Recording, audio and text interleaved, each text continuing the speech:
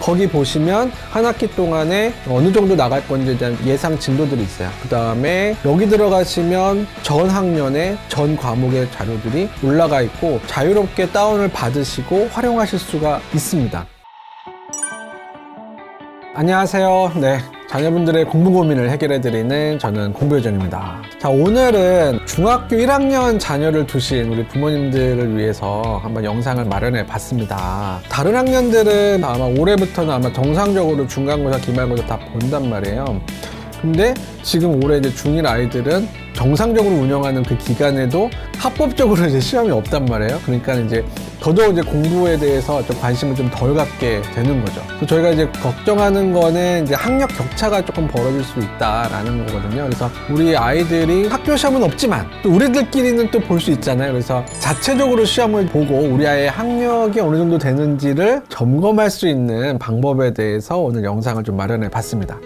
우선 학교에서도 안 보는 시험을 봐야 된다라고 하면 우리 자녀들의 반응이 어떨까요? 굉장히 짜증을 내겠죠. 억울해하기도 하고. 그렇기 때문에 가장 중요한 거는 분위기예요. 분위기. 좋은 분위기를 만들어 주셔야 됩니다.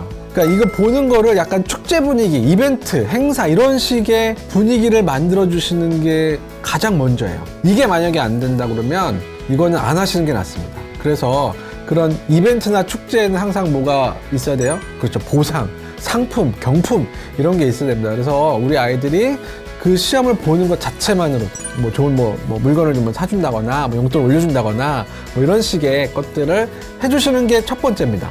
자, 그 다음에는 이제 일정을 정해 주셔야겠죠. 일정은 최소한 한 2주 정도는 우리 아이가 공부할 수 있는 그런 시간을 좀 벌어주시면 좋겠어요. 보통 이제 학교에서는 4월 말이나 5월 초에 중간고사를 보고 기말고사는 6월 말이나 7월 초 이때 이제 기말고사를 보잖아요. 그러니까 그보다 한 적어도 2주 전에는 미리 이런 거에 대한 이야기를 해주시면 좋겠습니다. 만약 이 영상을 보시는 시점에 시험을 보겠다라고 하면 학교 일정하고는 좀 다르게 그냥 다음 2주 뒤에 보자라고 하시면 돼요. 그래서 일정은 그렇게 정하시는데 과목은 한 6과목 이내가 좋을 것 같아요. 6과목이라고 하면은 국영, 수, 사과 주요 과목에다가 어휘력, 우리 아이들 요즘에 이제 어휘력에 조금 취약할 수가 있거든요. 그래서 총 한 6과목 정도 생각을 하고요. 시험 보는 날을 한 이틀 정도 잡아주시면 좋을 것 같습니다.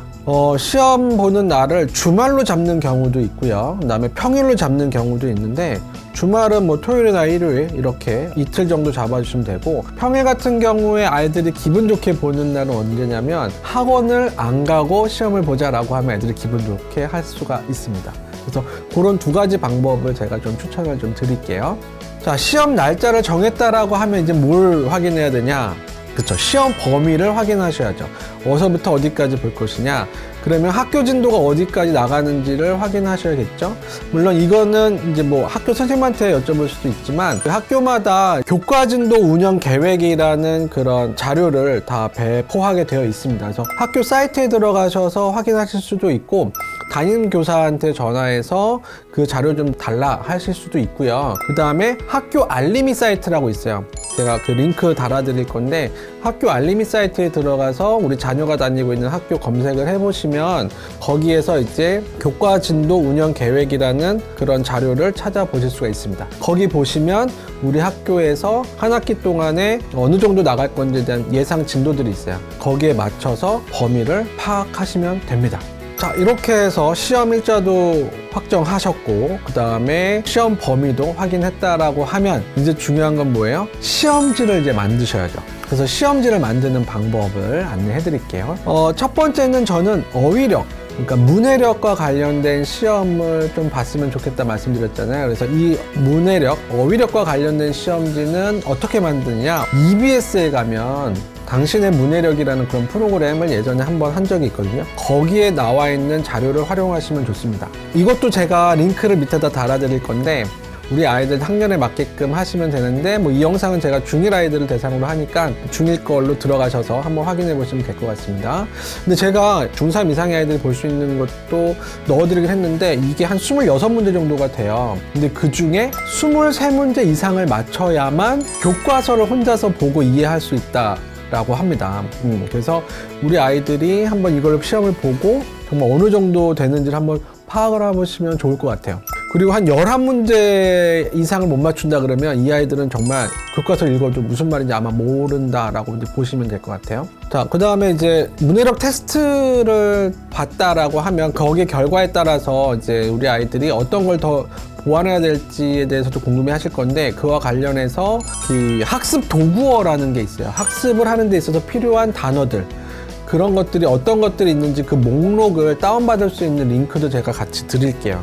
어휘력을 공부할 수 있는 자료들 다운받아서 공부할 수 있게끔 해주시면 좋을 것 같습니다. 자, 이번에는 국영수사가 시험지를 만드는 방법이에요. 이거는 크게 두 가지가 있습니다. 하나는 무료 사이트를 이용하는 게 있고, 하나는 유료 사이트를 이용하는 게 있어요. 무료 사이트부터 안내를 해드리면, 대표적인 사이트는 기출비라는 네이버 카페입니다. 자, 여기는 대한민국 최고의 학습 카페다라고 보시면 됩니다. 여기 들어가시면 전 학년의 전 과목의 자료들이 올라가 있고 자유롭게 다운을 받으시고 활용하실 수가 있습니다. 이제 기출비에 들어가서 어딜 들어가시냐면 중등관이라는 곳이 있습니다. 중등관에 가시면 이제 과목별로 쭉 있어요. 그 중에 영어 탭이 있습니다. 영어는 출판사마다 나오는 그 지문들이 다 다르잖아요. 그래서 우리 아이가 지금 학교에서 쓰고 있는 출판사에 맞춰서 들어가서 검색을 하시면 돼요. 거기에 걸맞는 문제 자료들을 쭉 보실 수가 있습니다. 그리고 국어도 마찬가지고요. 국어도 이제 출판사가 좀 다르기 때문에 우리 아이 출판사에 맞춰서 검색을 하시면 또 좋은 자료를 찾으실 수가 있습니다. 그리고 수학이나 사회과학은 학교 출판사와 크게 상관이 없어요. 거의 다 비슷한 순서대로 목차에 맞게끔 나오기 때문에 그냥 우리 아이가 학교에서 배우는 진도에 맞춰서 목차를 검색을 하시면 거기에 걸맞는 문제들을 찾으실 수가 있을 거예요. 시간은 저희가 45분 동안 시험을 보잖아요. 그래서 보통은 25문제 내외로 출제를 많이 하게 됩니다. 자, 이번에는요, 유료 사이트를 알려드릴게요. 많이 이용하는 대표적인 유료 사이트는 뭐가 있냐면 족보닷컴이라는 게 있습니다. 여기에 이제 들어가시면 뭐 미리 보는 중간고사 이런 탭이 있어요. 그리고 글로 들어가시면 우리 아이 학년, 그 다음에 출판사 이런 것들을 선택할 수 있는 그런 카테고리들이 있거든요. 그래서 거기에 맞춰서 딱 검색을 해보시면 찾기 편하게 정리가 잘 되어 있습니다. 그래서 기출비 아까 무료 사이트는 이제 부모님들이 조금 발품 팔아서 찾으셔야 되는데, 이 족보닷컴은 유료인 만큼 조금 더 정리가 돼서 나오니까 그런 특징들이 조금 다르다라는 거고요. 자, 이렇게 해서 오늘은요, 제가 중1 아이들 우리 학력 수준이 어떻게 되는지를 점검할 수 있는 방법에 대해서 안내를 해드렸습니다. 다시 한번 정리를 해드리면, 첫 번째는 보상체계 만들어서 시험 축제 분위기 만들기, 두 번째는 시험 준비기간 최소 2주 확보한 시험 일정 정하기, 세 번째는 교과진도 운영 계획을 보고 시험 범위 정하기, 네 번째는 기출비나 족보닷컴 사이트 이용해서 시험지 만들기입니다.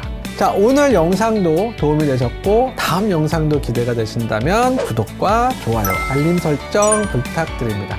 지금까지 저는 공부요정이었습니다. 감사합니다.